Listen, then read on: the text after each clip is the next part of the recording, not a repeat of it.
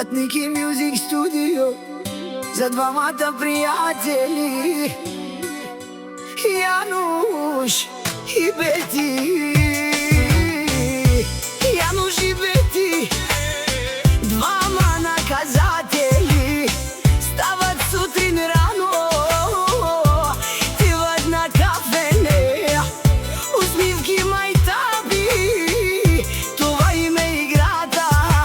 Курвите ги гледат, идват една след друга, но те си казват: айде спокойно, момичета, вкъщи ни чакат нашите жени.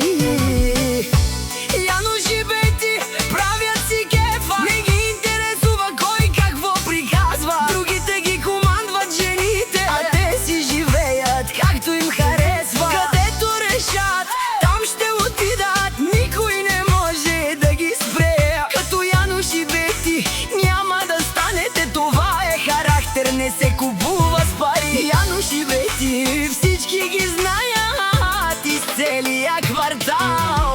Другите лаят като пинчери, питат жените си дали могат да излязат. Те за политика се правят на големи, по цял ден само приказки хвърлят. Януш и Бети не търсят слава, живеят живота без излишна драма. Двама приятели, рамо до рамо, за тях приятелството е най-голямото. На здраве за Януш, на здраве за Бети, истински брат, а не фалшиви приятели. Не живеят за пари, а за живота, и за това всички знаят тяхната история. Още на Савале рано, у Януш и у Бети, у курве авена и пала ама вон пенен момичета вкъщи си има най-красивите жени.